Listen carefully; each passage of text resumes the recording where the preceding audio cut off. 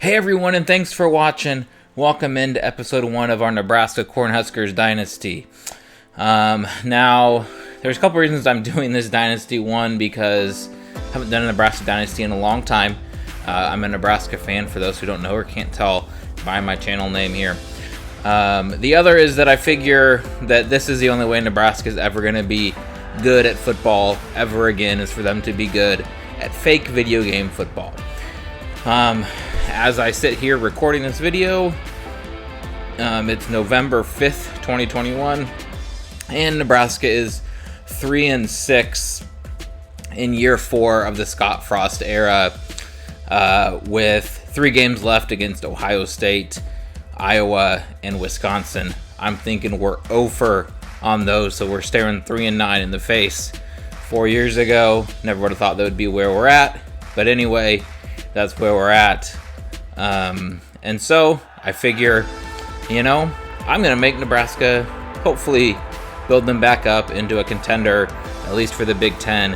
And the only way I know how is through NCAA 14. So that's what we're going to do. Few house rules for this dynasty. There's a lot of house rules. Restrictions on recruiting, which I will put up on the screen here right now. You can take a look at those. As you can see, these are mostly based on, really all based on the program prestige in the game and then geography. I'm a big believer in restrictions like this in NCAA 14. Nebraska right now is a 4-star school. We'll see if by the end of the season, after going 3-9, they will regress down to a 3-star school. That would make recruiting significantly more difficult based on the restrictions. We'll get more into the restrictions when we talk more about recruiting and how that's going to work in a later episode. Other house rules include gameplay, things like money plays. I also have a dynamic player progression that I run based on a randomly assigned work ethic. I do forced attrition during the offseason. Starters have a lower chance of being forced into attrition than backups. It's things like that. We'll get more into the house rules as the dynasty goes along, and you'll see kind of how a lot of this stuff works. And so what I've done is I've downloaded the latest roster that I could find for 2021. Since we all know how the Nebraska season is going to end, probably 3-9, we're going to kind of sim/super sim and force our way into a 3-9 season, and then make a decision on what to do with Scott Frost after that. So as you can see here, as the rosters were built in, they have Scott Frost being safe. I have no idea how they got to that. I know that this is as of before the 2021 season. However, 12-20, he was nowhere near safe. He was probably mostly safe, but I wouldn't say completely safe. It'll be interesting to see if the game actually cans him after we force us into a 3-9 season. Speaking of that 3-9 season, I've tried to recreate the schedule the best that I could based on what we actually did.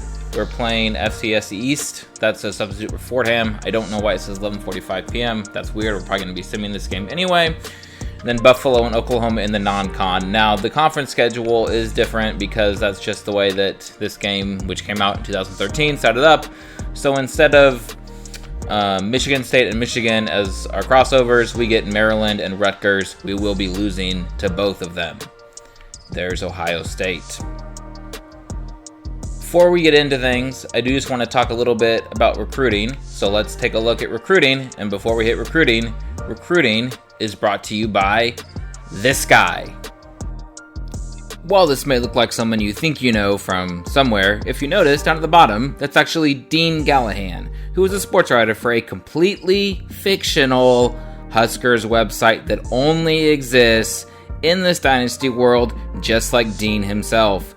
Please do not confuse Dean Gallahan with any other potential sports writers, but he will be providing and sponsoring the recruiting content for this dynasty. I hope you enjoy. So here's our recruiting board, and I know that Scott Frost is still the coach of Nebraska. If you haven't got the hit yet, that's going to change in the actual year one of this dynasty when we start actually playing games. There's going to be a new coach coming in.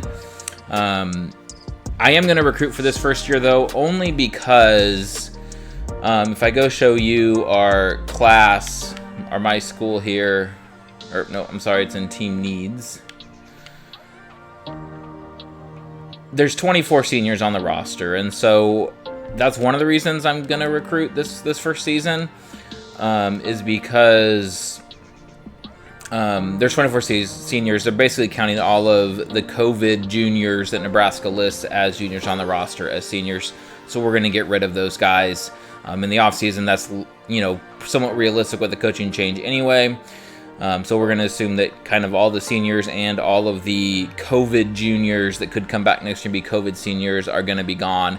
So we're going to take a full complement, probably of 25 if we can get them in this class. However, because we all know that Nebraska's current coaching staff under Scott Frost is lazy and doesn't like to recruit, we are only recruiting 3 stars, except for this guy you see here, Dylan Tucker, from where else but Western Nebraska, the pride of McCook. You can see here, being a 5-star linebacker from Western Nebraska, currently has no interest in the Huskers. Shocking under the current staff, I know. We're going to try to recruit him, see what happens. He is one of about 10 created prospects that I'll do, and that's something else that I'm going to do in recruiting each year is I will create 10, 12, 15 or so prospects assigned randomly based on location, with obviously the higher the higher talent-based states like Florida, Georgia, Texas, California, etc., having a higher percentage chance to have one of those created recruits. These 10 or 12 created recruits will be the impact freshman type recruits. They'll be rated anywhere from an 83 to a 93 overall based on random assignment. And before you ask, yes, somehow it was like a 1 in 200 and some chance that one of these guys that I create happened to be from Nebraska. And that's why I'm going to recruit him, because he's a Western Nebraska boy. We all know how we love Western Nebraska kids. Dylan Tucker, please come to Lincoln and try to save our program. I bet he goes to USC, but we'll see. The other thing I'm doing in recruiting this year is because, like I said, because the staff is lazy, I'm only allowing myself to recruit 3 stars or lower for the rest of this class. That's realistic based on, the way Nebraska staff has liked to recruit this year. They like to recruit a lot of 3-star kids, no 4-star kids. So that's basically it. For now, we're going to sim through the season here, basically force ourselves into losses and wins based on the actual outcome or how I think things are going to go the rest of the way on Super Sim, and look to the end of the season and see how things go. All right, everyone, we've done it. We've gone 3-9 with Nebraska. I'm pretty sure that's coming pretty soon, and the game would like to note their winning is something the 3-9 Cornhuskers are not accustomed to. Well, tell me about it. So, what happens now? Well, let's take a look at our job security here.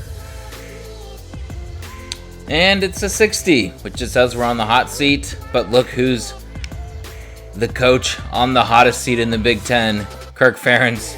You love to see it. So we'll see what happens there. But we're going to take matters into our own hands here in the Nebraska Dynasty. Scott Frost, 15-29. He's out of here. And there's only one man that can fix this. And I think everyone knows who that is. So here we go. The new head coach of the Nebraska Cornhuskers is the one and only Lane Kiffin, Lane Train, coming home to his birthplace, Lincoln, Nebraska.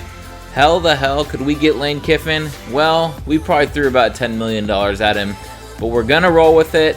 Lane Train, leading Nebraska. We're signing this contract. Here we go. Lane Kiffin, the head coach of Nebraska, had to create fake Rocky Long here to be able to fire Frost and hire Kiffin at the same time. So we're going to turn that back over to the CPU. And here we go. Lane Kiffin is the coach of the Nebraska Cornhuskers. Little side note here, since we had to create a new Lane Kiffin, we had to rename the old Lane Kiffin. Joey Freshwater. So Joey Freshwater is now coaching at Ole Miss. We'll see who has the better career. Mr. Freshwater leading the Rebels, or Mr. Kiffin leading the Cornhuskers. We're going to get into a lot of more stuff in the next video in this series. We're going to look at how this season actually went in the simulation, besides obviously Nebraska going 3-9.